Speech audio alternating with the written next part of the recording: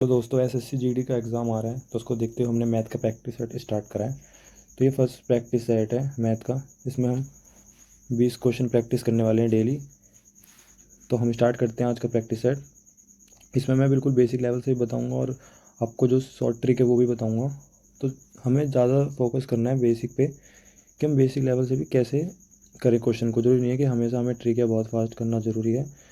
बिल्कुल आराम से हर क्वेश्चन में ट्रिक लगाना भी बेकार है, तो इसलिए हम क्वेश्चन के थ्रू देखेंगे कि हम किस क्वेश्चन को किस तरह हैंडल करते हैं। ठीक है। और ये उन्हीं के लिए हैगा जिन्होंने पहले किसी टीचर से बैच परचेज़ कर रखा है या पहले से मैथ पढ़ रखी है। उनके लिए नहीं है जो बिल्कुल न्यू है, क्योंकि उनको समझ नहीं आने वाला कि क्या चल रहा है। तो ये उन्हीं के लिए जिन्होंने मैथ पहले से पढ़ रखी है। तो चलो चलते हैं हम अपने क्वेश्चन पे। ये क्वेश्चन पढ़ते हैं हम। एक परीक्षा में उपस्थित कुल विद्यार्थियों में 93% विद्यार्थी उत्तीर्ण हुए। मतलब 100% होगी कोई चीज़, उसमें से 93% पास होते हैं। फेल कितने होंगे? 7%। तो उसने बोला है कि 9,275 विद्यार्थी अनुत्तीर्ण हुए। मतलब फेल कितने हो गए? 9,275, जबकि फेल हुए कितने? 7%। तो 1% की वैल्यू कितनी होगी?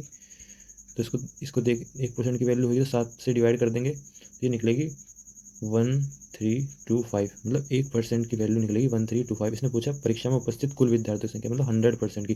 तो 1% का मान अगर 1325 है तो 100% का मान कितना होगा? 1325, लास्ट में डबल जीरो। तो ऑप्शन नंबर क्या है? ऑप्शन नंबर 2 सही है इसका आंसर। नेक्स्ट क्वेश्चन में चलते हैं। यह क्वेश्चन एसएससी जीडी में आया हुआ है, बड़ा सिंपल सा सिंप्लीफिकेशन का। तो पहले ब्रैकेट सॉल्व करते हैं। तो 7 और 35 होते हैं 40, गुणा 2 की डिवाइड 44 में करेंगे तो 22 आएगा, जिसे हम लिख सकते हैं 2 गुणा 11 लिख सकते हैं। और गुणा 25, 5 पूरे 25 हो जाएंगे। तो 2 की मल्टीप्लाई हम पहले 25 में करेंगे तो 40 गुणा 25 दूनी 50 गुणा 11। अब 40 की गुणा 50 में करेंगे तो 4 पंजे 20 और 2 जीरो हैं ही, 2000 गुणा 11। तो ये आ जाएगा 22,000, जो कि ऑप्शन 3 है। सिंपल क्वेश्चन था ये, तो सिंपल क्वेश्चन आते रहते हैं एक दो। नेक्स्ट क्वेश्चन में चलते हैं। ये क्वेश्चन टाइम एंड वर्क का क्वेश्चन है।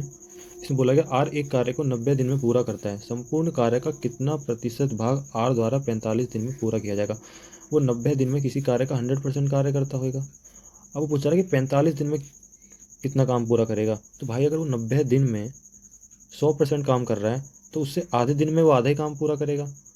तो 100 का आधा कितना होगा? 50%। तो यह आंसर 50%। इतने सिंपल भी क्वेश्चन आते हैं जीडी में। तो चलते हैं नेक्स्ट क्वेश्चन पे। ये क्वेश्चन प्रॉफिट एंड लॉस का है। क्वेश्चन पढ़ते हैं हम। एक वस्तु का विक्रय मूल्य 5,175 रुपये है और 75% छूट दी जाती है, तो वस्तु का अंकित मूल्य ज्ञात कीजिए। हमेशा डिस्काउंट मार्क प्राइस पे दिया जाता है। तो 25% की जो फ्रैक्शन होती है 1/4 होती है, मतलब SP रेशियो मार्क प्राइस। तो अगर मार्क प्राइस 4 है तो उस पर एक रुपये की छूट दी जाती है। मतलब अगर मार्क प्राइस हम 4 मानते हैं तो 1 की छूट दी जाती है, तो SP पे कितने जाता है? 3 में। तो उसने बोला क्या विक्रय मूल्य क्या है? 5,175, पर हमारा विक्रय मूल्य क्या? 3 यूनिट। मतलब 3 यूनिट बराबर हैगी 5,175 के। तो 1 यूनिट कितनी की होगी? तो 1 यूनिट करेंगे हम, इसको डिवाइड करेंगे 3 से तो ये बन जाएगी 1725। जब 1 यूनिट 1725 है तो 4 यूनिट का मान कितना होगा? तो 4 से मल्टीप्लाई कर देंगे 1725 की। तो 4 पंजे 20, हाथ 2 हासिल आया, 4 दूनी 8, 2 10, हाथ में लगा 1, 7 चौक 28 और 1 29 का 9, हाथ में लगा 2, 4 1 4, 4 और 2 6। तो 6900, ऑप्शन नंबर 1। तो नेक्स्ट क्वेश्चन पे चलते हैं। ये क्वेश्चन टाइम एंड वर्क का है, इसे देखते हैं। 8 दिन काम करने के बाद राखी को पता चला कि केवल 10% काम पूरा हुआ है। उसने पूनम को काम पर रखा है, जो राखी से 20% अधिक दक्ष है। शेष काम पूरा करने में उन्हें मिलकर कितने दिन लगेंगे? इसमें बोला है कि 8 दिन काम करने के बाद राखी को पता चलता है कि केवल 10% काम पूरा हुआ है। उसने पूनम को काम पर रखा, जो राखी से 20% अधिक दक्ष है। मतलब एक राखी है, एक पूनम है। जो पूनम है वो राखी से 20% अधिक दक्ष है। तो 20% की फ्रैक्शन होती है 1/5। मतलब अगर राखी 5 यूनिट काम करती है तो जो पूनम है वो 6 यूनिट काम करती है। ये इनकी है एफिशिएंसी एक दिन काम करने की। तो इसमें लिखा है कि 8 दिन काम करने के बाद राखी को पता चलता है कि यह केवल 10% कार्य है। मतलब राखी 8 दिन में केवल 10% कार्य कर पाती है। तो 100% कार्य करने के लिए कितना करना पड़ेगा? उसे 80 दिन लगते हैं। 10 की मल्टीप्लाई करेंगे तो राखी 80 दिन 5 यूनिट रोज अगर कार्य करे और 80 दिन काम करे तो काम पूरा हो जाता है। मतलब ये टोटल वर्क है। इसी काम को पूरा करना है राखी को, तो राखी करती है 8 दिन तो काम करती है 5 एफिशिएंसी से। उसके बाद क्या होता है, वो पूनम को रख लेती है अपने काम पे। तो अब पहले राखी 5 करती थी, अब पूनम भी आ गई, तो दोनों मिले कितना करेंगे 11, और शेष काम वो पूरा कर लेती है मान लो x दिन में।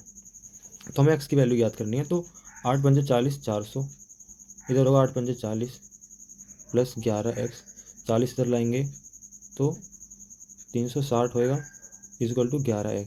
तो x की वैल्यू हो जाएगी 360/11, मतलब वो जो शेष कार्य है वो 360/11 दिन में पूरा कर लेंगे। ऑप्शन नंबर 2 सही आंसर। नेक्स्ट क्वेश्चन पे चलते हैं। सिंपल सिंप्लीफिकेशन क्वेश्चन है। पहले छोटा ब्रैकेट हम सॉल्व करते हैं, और छोटे ब्रैकेट में सबसे पहले हम डिवाइड को सॉल्व करते हैं। तो 24×3 = 72, तो 175 गुणा 3 प्लस 5 छोटा ब्रैकेट, फिर है गुणा में 20, फिर ये मझला ब्रैकेट होता है, और एंड में डिवाइड।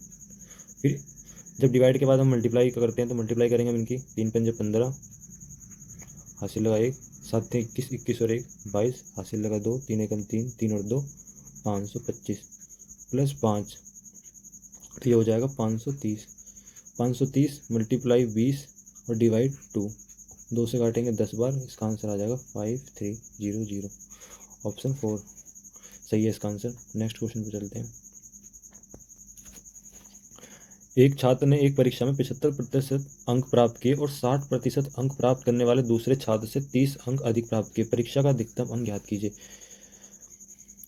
एक छात्र ने 75% अंक प्राप्त किए और एक ने किए 60%, और दोनों में कितना अंतर है 15% का। और वो कह रहा 15% नहीं है, वो कह रहा 30 अंकों का अंतर है। तो 1% का मान हो जाएगा 2। तो उसने पूछा है परीक्षा के अधिकतम अंक कितने। तो अधिकतम अंक होते हैं 100%, तो 1% का मान 2 है, तो 100% का मान होएगा 200। तो इसका ऑप्शन 4 सही है। नेक्स्ट क्वेश्चन पे चलते हैं। इसमें बोला है कि चक्रवृद्धि ब्याज वार्षिक रूप से संयोजित पर रखी गई एक धनराशि 10 वर्ष में दुगनी हो जाती है। वह समय ज्ञात कीजिए जिसमें यह धनराशि स्वयं की 4 गुनी हो जाएगी। इन क्वेश्चनों को इस तरह करते हैं कि 2 की पावर 1 बनने में 10 ईयर्स लगते हैं, मतलब 10 साल लगते हैं दुगनी होने में। तो 4 गुनी होगी तो 2 की पावर 2 होगी। तो जब 2 की पावर 1 होने में 10 वर्ष लगते हैं, तो 2 की पावर 2 मतलब 4 गुने होने के लिए उसे कितना टाइम लगेगा। तो 2 × 10 ईयर्स मतलब 20 ईयर्स। तो इसका आंसर हो जाएगा 20 ईयर्स। 44 आम, 121 केले और 11 सेब हैं। इन्हें कई पंक्तियों में इस तरह व्यवस्थित किया जाना चाहिए कि प्रत्येक पंक्ति में समान संख्या में फल हो और प्रत्येक पंक्ति में एक प्रकार का फल हो। जब भी ऐसा क्वेश्चन आता है कि प्रत्येक पंक्ति में समान संख्या में फल हो और प्रत्येक पंक्ति में एक प्रकार का ही फल हो, तो पंक्ति की न्यूनतम संख्या कितनी हो। जब भी ऐसा क्वेश्चन पूछा जाए तो हमें सिंपल सा जो भी नंबर दिया हो उसका एचसीएफ निकालना होता है। 44, 121 और 11 का एचसीएफ आता है 11। एचसीएफ वो होता है जो सबसे कट जाता है, तो 11 इसमें ऐसा अंक है जो सबको काट देगा, तो इसका एचसीएफ हो जाएगा 11। अब हमें क्या करना है, 11 से इनकी डिवाइड कर देंगे। तो 11 से 44 जाएगा 4 बार, मतलब 4 पंक्तियाँ लगेंगी। 11 से 121 जाएगा 11 बार, मतलब इस केले की 11 पंक्तियाँ लगेंगी। और 11 से 11 जाएगा 1 बार, तो कुल मिला के 16 पंक्तियाँ कम से कम लगेंगी। और उनमें क्या होगा, प्रत्येक पंक्ति समान संख्या में फल होंगे और प्रत्येक पंक्ति एक प्रकार के फल होंगे, मतलब 16 पंक्तियाँ लगेंगी टोटल। तो ऑप्शन ए। नेक्स्ट, टीम में 7 पुरुषों की आयु 26, 25, 21, 29, 24, 28 और 22 है, और उनकी औसत आयु ज्ञात कीजिए। आयु कितनी है, हमें औसत आयु निकालनी है। तो औसत निकालने का सिंपल सूत्र होता है, जितनी भी ये संख्याएं होती हैं इनका योग, मतलब जितनी भी संख्या दी गई थी उनका योग, और जितनी संख्या है पदों का योग अपॉन में पदों की संख्या, ये होता है औसत, एवरेज का सूत्र होता है। तो पदों का योग मतलब इन सब का योग करना है। 26, 25, 21, 20, 24, 28 और 22, इनका योग करना है। तो 26 + 25 + 21 + 29 + 24 + 28 + 22, और ये हैं कितने 7, उनको 7 से डिवाइड करना है। तो इसका इन सबको जब आप जोड़ोगे तो इसका आएगा 175 डिवाइड में 7। तो इसको डिवाइड करेंगे तो 7, 7 दूनी 14, 7 पंजे 35, तो इसका औसत आ जाएगा 25। Answer B. अंकित मूल्य 2000 रुपये है। 20% व x% की 2 क्रमिक छूट देने पर कुर्सी को 1400 रुपये में बेचा जाता है। मतलब कि कोई कुर्सी थी वो 2000 रुपये की थी। सबसे पहले उसमें 20% का डिस्काउंट दिया गया, उसके बाद x% का डिस्काउंट दिया गया जो वैल्यू आई, तो आखिर में जाके वो 1400 रुपये की बिकी। तो पूछा है कि x जो प्रतिशत है तुमने दिया है, दूसरा डिस्काउंट है, कितना का डिस्काउंट दिया। तो हम निकालेंगे पहले 2000 का 20% डिस्काउंट। अगर हम 20%, तो 2000 का जो 20% डिस्काउंट निकलेगा, 2 जीरो से 2 जीरो गई, मतलब 400 का डिस्काउंट। मतलब 2000 की जो थी उसे 20% डिस्काउंट पे, 400 के डिस्काउंट पे 1600 का बेचा गया। अब 1600 पे डिस्काउंट दिया गया 200 का, तभी तो 1400 रुपये की बिकी है। तो 1600 का 200 का डिस्काउंट देकर 1400 में बेचा गया। वो पूछा है जो 200 का डिस्काउंट दिया कितने प्रतिशत डिस्काउंट दिया गया है। तो डिस्काउंट निकालने का तरीका होता है, डिस्काउंट जितना दिया है 200 और किस पे दिया है, 1600 पे दिया है, तो 1600 नीचे गुणा में प्रतिशत निकालना है, तो 100, 2 जीरो से 2 जीरो, 2 से 8, और 100/8 की वैल्यू होती है 12.5%। आपने फ्रैक्शन में पढ़ रखी होगी, 12.5, ऑप्शन सी। नेक्स्ट क्वेश्चन देखते हैं। 2320 रुपये का एक पुराना बल्ला खरीदता है और उसकी मरम्मत में 180 रुपये खर्च करता है। यदि वह इसे 2400 रुपये में बेचता है तो हानि प्रतिशत ज्ञात कीजिए। तो रोहित बल्ला लेता है 2320 रुपये का, उसमें मरम्मत में 180 रुपये खर्च करता है, प्लस 0, 8 दूनी 10, 2 3 4 1 5, मतलब 2500 रुपये उसकी पूरी लागत आती है, मतलब CP है 2500, और वह उसे SP जो है इसका वो है 2400 में बेच देता है। तो उसे कितनी हानि हुई, 100 रुपये की। तो हानि प्रतिशत निकालने के लिए सूत्र होता है हानि कितनी की हुई है, 100 की। किस पे हुई है, 2500 पे हुई है, तो 2500 नीचे, और प्रतिशत के लिए 100, 2 जीरो से 2 जीरो और 25 से 4, मतलब 4% की उसे हानि हुई है।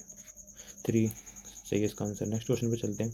7200 रुपये को PQR में क्रमशः 1/2 रेशियो 4 रेशियो 3:2 में बांटा जाता है, तो R का हिस्सा कितना होगा। तो ये है P, ये है Q, ये है R, है ना। जब भी ऐसी फ्रैक्शन हो तो नीचे वाले को एलसीएम ले लेते हैं और ऊपर मल्टीप्लाई कर देते हैं सब में। तो इनका एलसीएम 2 आएगा और ऊपर मल्टीप्लाई कर देंगे सब में, 4 में भी कर देंगे, 2 में, 3 में, तो 2 से 2 कट जाएगा, तो 1 रेशियो 4 दूनी 8, और 2 से 2 कट जाएगा तो इसका रेशियो आएगा 3।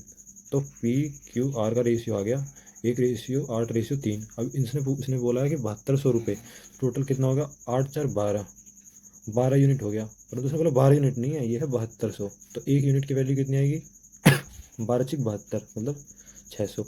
अब इसने पूछा है आर का हिस्सा कितना है, तो आर का हिस्सा कितना है, 3। 1 यूनिट 600 है, तो 3 यूनिट कितनी की होगी, 1800। तो आर का हिस्सा कितना होगा, 1800, ऑप्शन 4।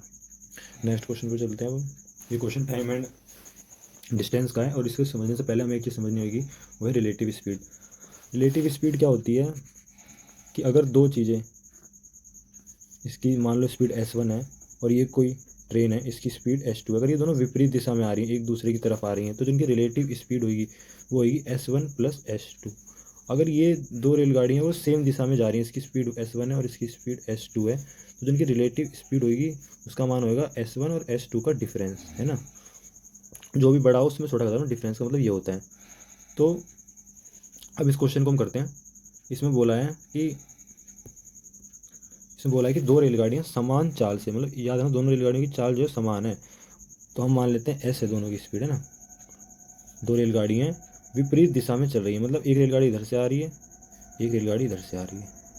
इसकी स्पीड भी S है, इसकी स्पीड भी S है। यदि प्रत्येक रेलगाड़ी की लंबाई 320 मीटर, मतलब इसकी भी लंबाई 320 मीटर है, इसकी भी लंबाई 320 मीटर है, वह एक दूसरे को 18 सेकंड में पार करती है, मतलब टाइम दे रखा है 18 सेकंड में, दो एक दूसरे को पार करती हैं। तो लोग पार करेंगे तो दोनों, जब भी ट्रेनें दूसरे को पार करती हैं तो आमने सामने से आती हैं तो विपरीत दिशा में, तो दोनों एक दूसरे की दूरी पार कर जो दूरी होती है, दोनों ट्रेनों की जो लंबाई होती है उनका योग पार करती हैं। तो ये ट्रेन भी 320 मीटर लंबी है, ये भी ट्रेन 320 मीटर लंबी है, तो मतलब ये एक दोनों को जब पार करेंगी, ट्रेन एक दूसरे को जब पार करेंगी तो ये करेंगी 640 मीटर दूरी चलेंगी दोनों, मतलब क्योंकि दोनों एक दूसरे की लंबाई पार करेंगी। तो सूत्र होता है डिस्टेंस इक्वल टू स्पीड गुना टाइम। तो डिस्टेंस कितना हो गया, 640। स्पीड रिलेटिव स्पीड है, तो रिलेटिव स्पीड क्या होगी, जब भी दोनों विपरीत, अभी मैंने बताया था कि जब भी विपरीत होती हैं दिशा में आती हैं ट्रेनें, तो जो उनकी स्पीड होती है रिलेटिव वो दोनों का योग होता है। तो इसकी भी S है और इसकी भी S है, तो क्या हो जाएगी ये 2S गुना टाइम कितना है 18 सेकेंड। तो 2 से काट देंगे, 2 3 जा 320 इक्वल टू S गुना 18, 2 में 18, 2 से आ जाएगा 60 बार, तो ये आ जाएगा 160/9S। ये है मीटर प्रति सेकंड में, पर हमें आंसर देखा किलोमीटर प्रति सेकंड में। तो जब भी मीटर प्रति सेकंड से किलोमीटर प्रति सेकंड में चेंज करना होता है तो हमें 18/5 से मल्टीप्लाई कर देते हैं। तो 160 में 60/9 को 18 बटे 5 से मल्टीप्लाई कर देंगे तो 9 दूनी 18, 5 से करेंगे तो 5 तियाँ 15, 5 दूनी 10, 32 दूनी 64 किलोमीटर प्रति आवर इसका आंसर आ जाएगा option number 3, sorry B. Next question पे चलते। तो ठीक है, आज का प्रैक्टिस सेट खत्म होता है। आप मुझे बताना कि कैसा लगा आपको प्रैक्टिस सेट। और मेरा पहला प्रैक्टिस सेट था तो मैं थोड़ा नर्वस भी था, पर नेक्स्ट प्रैक्टिस सेट में और ज़्यादा अच्छी तरह आपको पढ़ाऊंगा। और इस प्रैक्टिस सेट में ओनली PYQ करवाऊंगा मैं, और इसके अलावा कुछ नहीं करवाने वाला हूँ। हार्ड क्वेश्चन वगैरह कुछ ऐसा कुछ नहीं है भाई, बस जो PYQ आता है वही करवाने वाला हूँ। और SSC GD के लिए PYQ ही इनफ है। मैंने दिया है 2024 का एग्ज़ाम दिया था, तो मेरे 40 में से 40 थे मैथ में, तो मैंने भी कुछ नहीं, बस PYQ पढ़ा था, तो वही मैं करवाने वाला हूँ। ज़्यादा फालतू कुछ करवाने नहीं है मुझे। तो जुड़ रही हमारे चैनल से, और ओनली PYQ होंगे। आप कभी सोच लो कि बड़े बड़े क्वेश्चन दे देंगे, भाई नहीं, ऐसा नहीं होना। PYQ प्रैक्टिस करो, बहुत है, उससे ज़्यादा कुछ प्रैक्टिस करने की ज़रूरत ही नहीं पड़ेगी आपको। सिर्फ PYQ कर लो, तो जब तक पेपर होंगे नहीं SSC GD के, तब तक मैं ये सीरीज़ चलाऊँगा। रोज़ एक प्रैक्टिस सेट लाया करूँगा, सुबह 8 बजे उसको अपलोड कर दिया करूँगा चैनल पर। तो जुड़े रहिए हमसे। राम राम भाई सभी को।